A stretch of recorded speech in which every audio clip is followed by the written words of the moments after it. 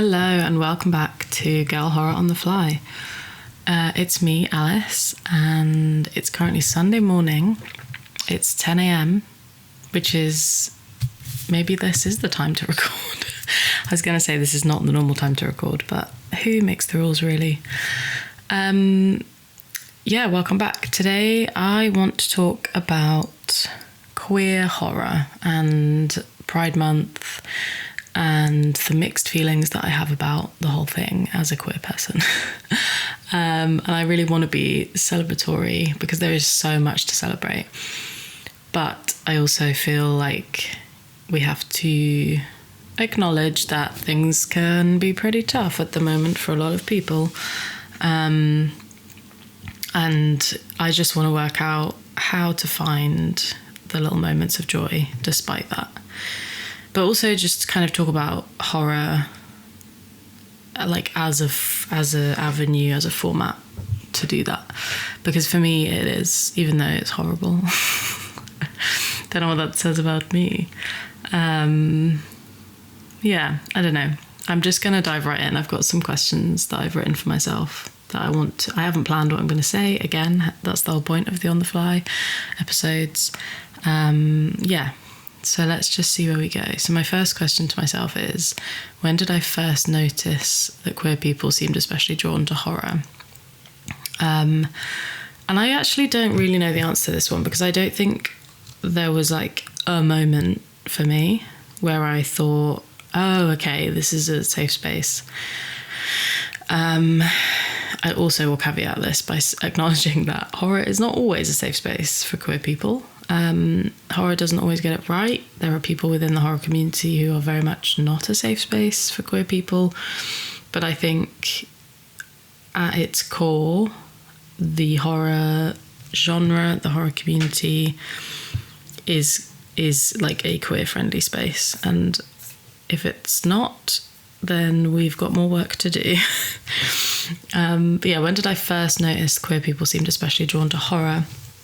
It was probably just through my own kind of affiliation to the genre, which has grown over time. I used to be such a scaredy cat, and like I've always had a really, really vivid imagination. So when I was a kid, I would get nightmare. I remember getting like banned from watching Doctor Who because I had nightmares about the gas mask, like "You're my mummy, kid." And I still do, to be honest with you. Like that's like a recurring visual image that I hate. It also transpires I just hate masks generally. So anything that kind of distorts the face or like makes it so that you can't read a facial expression properly has always like done me dirty. So wasn't surprising in retrospect, but yeah, really, really freaked me out. I famously had to stop watching Shaun of the Dead. I literally can't tell this without laughing. I can laugh now, but I was definitely too young to be watching it, let's put it that way. But I'm the youngest sibling and it's just easier for like everyone to watch the same thing. And I think, and I get it, like it's a comedy horror. It's not that deep. But I was so terrified and couldn't finish watching it.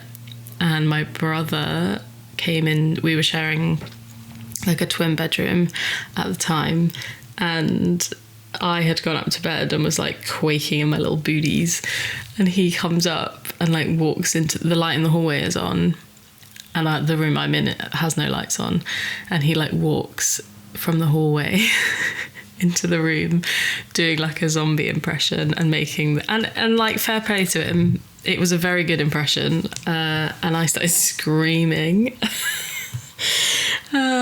Anyway, so yeah, you're welcome, Lou, for that laugh, because I remember it still very vividly to this day.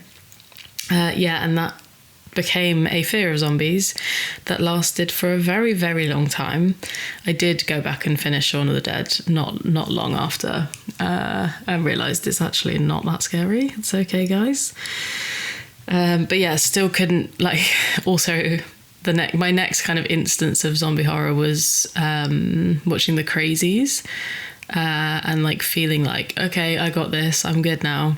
Never been so scared in my life. Like, I have a really bad ability to like differentiate real threat from imagined threat. So if like someone in a film is being chased by zombies, then as far as I'm concerned, I'm being chased by zombies.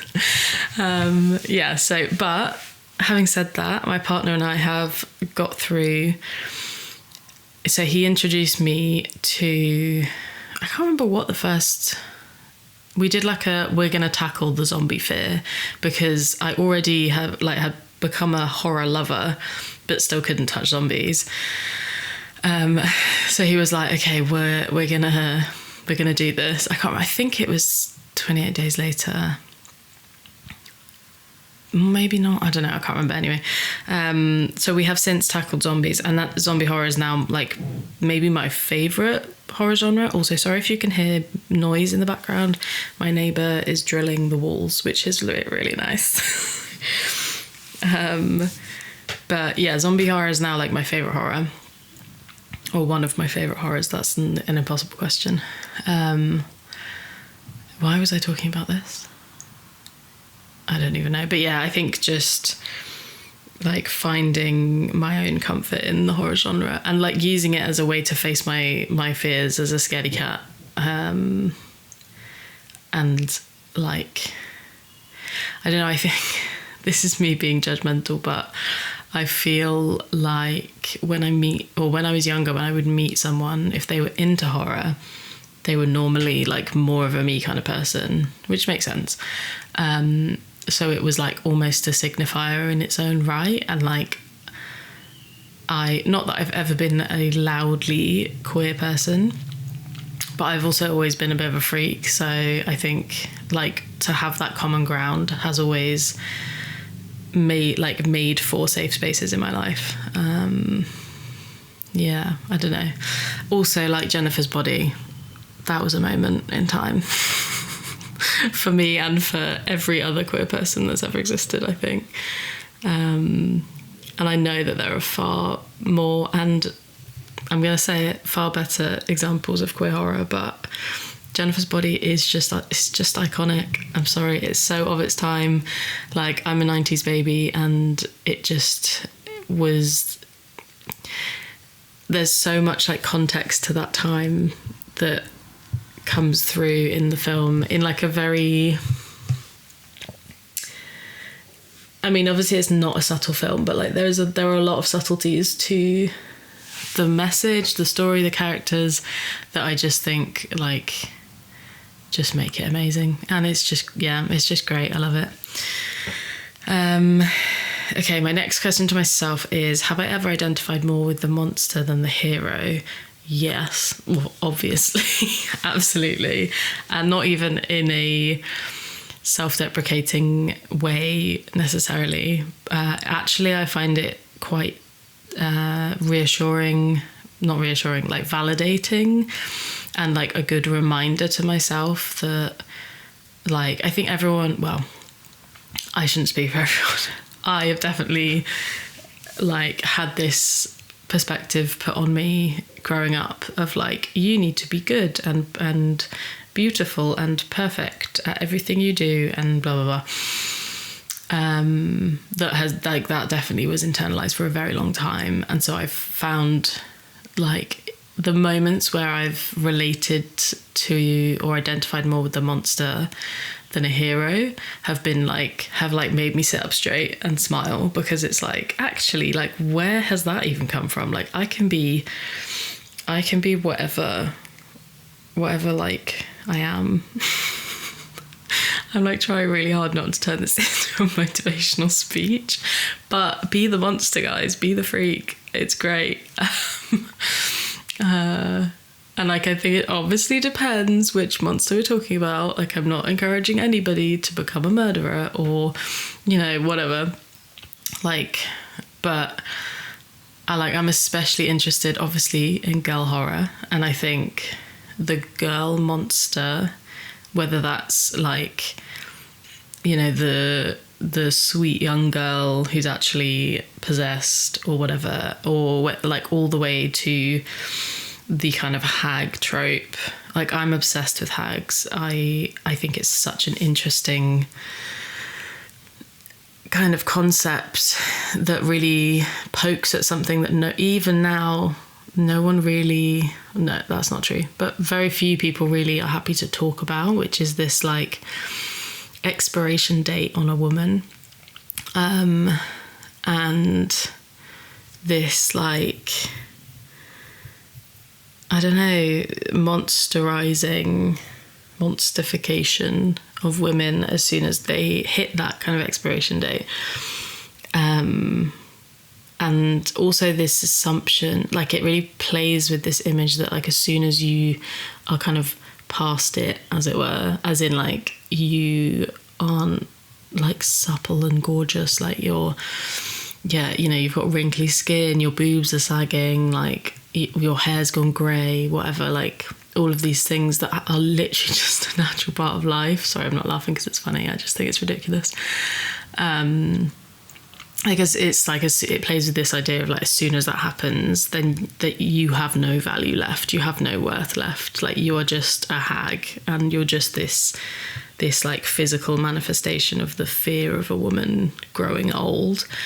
And I am such a proponent for like old ladies are the coolest, man. Like, not all of them, some of them are kind of like racist and sexist and whatever, but like old women have so much like wisdom to share and have so many stories to tell. And I just think it's insane that we have as a society, we have this weird clock that like basically as soon as you hit the menopause, you're done and like no one's listening anymore. I just think it's crazy. Anyway, and I think I'm not old. I consider myself to still be young, but I'm not like this like teenage, skinny booby queen, whatever, which I think is supposed to be what I'm aspiring after. But like I'm nearly 30 and I'm so fine being nearly 30. In fact, I'm actively excited to be 30. So I think that hag story like resonates with me because I'm the age where I'm supposed to start being fearful of like the lines in my forehead and, whatever it is. And yeah, I don't know. I think I can't wait to be a hag, basically. Maybe that's going to be the title of this video. No, maybe. Who knows? Okay, next question. What does horror offer me emotionally that other genres don't?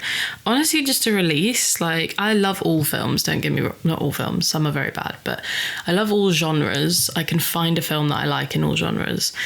I'm not, as much as like girl horror is my studied specialism, as it were, and where my kind of research brain sits, I just love a good film. I always have done. Right from watching Shawshank Redemption on VHS when I was like 5, which turns out I've heard is not advised. Maybe don't do that. But there's something about horror that like unearths the parts of me that I feel I shouldn't unearth or I'm not supposed to unearth, and kind of gives them a place to play around. And I think also like horror is a mirror to society and to ourselves. And so I've always enjoyed like stories that kind of play around with that like a Play-Doh and mush it in different directions and see where it lands. And I find it very therapeutic and very like, what's the word? Like fulfilling, I guess, is a good word. And I think especially going back to Pride Month, where I'm not feeling particularly celebratory, like horror is a really good way to feel that joy quite quietly for me, which is what feels right at the moment.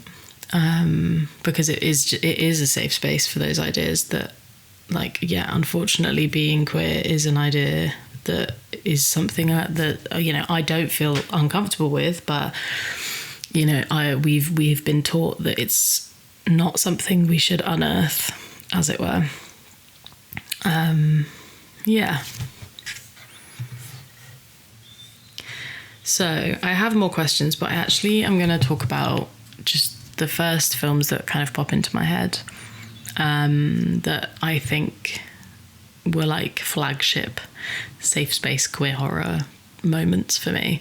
And the first has to be Rocky Horror Picture Show, which I know is cliche and everybody says it, but we had it on VHS when I was a kid, and it's just so fun, and it's so kind of wacky, and it's kind of poking fun at itself, but also poking fun at horror generally. And it just is such a demonstrator. No. It's so demonstrative of the kind of like fun celebratory nature that I think Pride Month should be. I haven't watched it yet, but we are only, as in this month, we're only halfway through June. I will be watching it before the month is out. Maybe I'll watch it today, actually. Maybe that's what I'll do after this. But yeah, it's just like, it's like liberating and showy and just great, and like costume design is immaculate. Everyone is just immaculate in it. It's like, if you haven't seen it, go and watch it and make your own mind up. But as like a, like, I don't know, I don't even want to say anything about it because it's just so good. And I remember the first time I watched it when I was young and having no context and just going in blind. But it's like set in this gothic castle, which is obviously quite a traditional kind of horror image. But it flips it into this like site of kind of sexual freedom and self-expression and essentially just queer joy, and like being a freak in a good way. And yeah, I don't know, it's just fantastic. It kind of invites you to be a part of it rather than just watching it, which is just fun in its own right. And I think if you're someone who doesn't have access to that kind of space yourself, for whether it's like geographical or like you don't feel comfortable in them, or you're not, you know, you haven't come out yet or whatever, it's just such a like beautiful little window into this kind of chaotic queerness. And yeah, I just think it's brilliant. And I think I love that it's kind of theatrical and camp and I'm, you know, you don't have to be those things to be queer, but they are such a fun part of being part of the LGBTQIA like community that it just, I don't know, like I'm smiling while I'm talking about this film because it's just so great. And like the monster isn't a monster really. I don't know. Well, I mean, yeah, it's of its time as well, but yeah, it just feels really like liberating as a film to watch. And then the second film that comes to mind, as I've said, is Jennifer's Body, which specifically for the girlies, I mean, enjoyed by all, but for me as like a young woman was like, oh cool, this is fun, like I haven't seen this before. And like Jennifer kind of embodies the kind of fear about female sexuality, but also the like power of being a young woman, and what happens when you don't use that power in the way that you're expected to by society. Like the kind of center of the film, or like the focal point of the film, I think, is the relationship between Jennifer and Needy, who's played by Amanda Seyfried, who I love. And they are both full of tropes and stereotypes, but I think that they play them out in a way that's really fun and like quite self-critical, but also self-celebratory, in a way, and which feels very, I don't know, it's just fun. I'm not even saying anything of any substance here other than these films are fun. But yeah, I don't know, I think it's not just, because it's not just about, like there's that classic scene where Jennifer's like, she's like, or Needy's like, oh, I thought you liked boys. And Jennifer's like, I go both ways. And what she means is I kill both ways. But that's become this like meme that is like so shareable. I think it's not just about the kind of explicit representation of bisexuality, but also like it's about the kind of like the intensity of it all, the like quiet longing and ambiguity. Like Needy is like, doesn't really know what's going on. She's very sweet and shy. I think she low-key, like, she fancies Jennifer, but is like, I don't know, we're also mates. And also she's being kind of insane at the moment. I don't know. I just think there's so many feelings in it that feel so familiar to someone. I mean, to a lot of people, regardless of your sexuality, but like, obviously we're talking about Pride. And it just feels like that's such a bi movie. It's such a bi movie. And yeah, and it's also just about like this monster, but she's kind of slay at the same time. And I think there's an interesting thing about female friendships being coded as like both intimate but also threatening in horror, which is like both real but also is like a poke at the lens of wider society on female friendships themselves, like if they don't conform to this like traditional view of what, like, you know, scones and tea and all the rest of it. Yeah, so Jennifer's Body, also brilliant, iconic, fantastic, no notes. And then the last film I want to talk about, which I only saw quite recently actually, is I saw The TV Glow. And I know there's rumblings in the community of whether this counts as a horror film or not. I think it does. It's not like oogly boogly, jump scare, horror gore, like it's none of that, but there's something about it. Maybe it is just, it's kind of otherness in a way that makes it feel horror, but it kind of uses horror as, it's like a language to talk about this kind of unrealized identity, which obviously is a very queer experience. And it's like the horror, it's all about like the horror of living a life that doesn't feel like your own.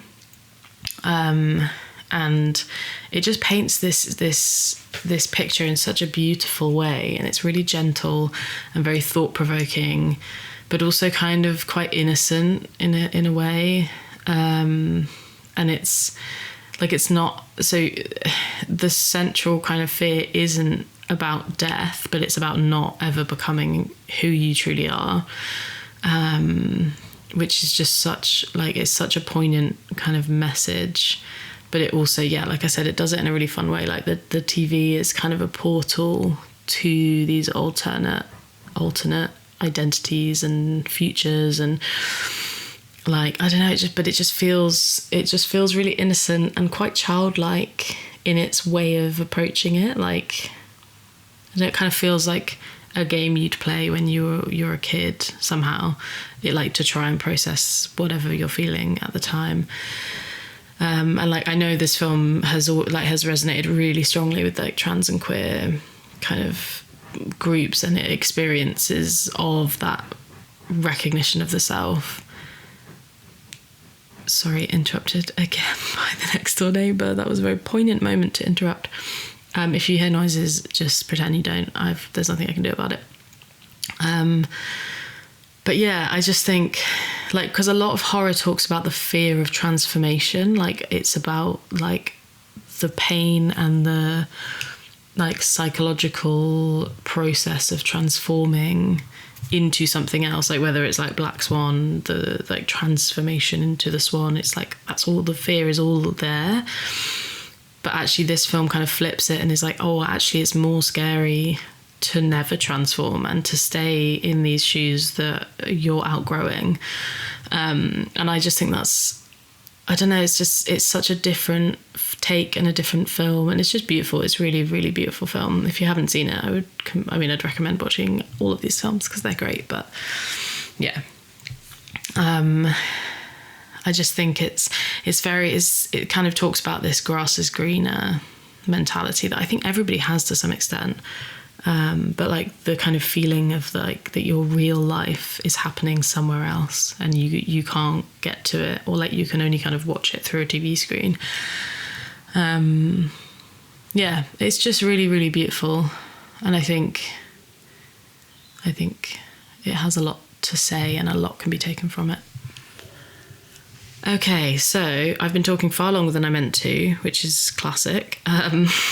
But in conclusion, I first of all would recommend the 3 films I've spoken about: Rocky Horror, Jennifer's Body, I Saw the TV Glow. I also have a whole list on Letterboxd of Pride horror. It's not all horror. It's not all technically Pride. Like, it's just films that I feel like fit the vibe for me for Pride Month. I think queer people love horror because horror knows what it means to be different, and it kind of keeps asking a question that we know very well, which is what happens when society is scared of you, or like scared of what you're becoming. And I think that can make it quite comforting, basically, and also can provide a safe space to feel like, to go full circle. As I've said, I don't feel particularly joyful this Pride, but I can find these little pockets of joy in these films because they like give me that space and kind of facilitate that space where it isn't necessarily kind of present in society at large as much. Okay, I think I'm done. We haven't had any crows outside today, but we have had the neighbour banging on the walls.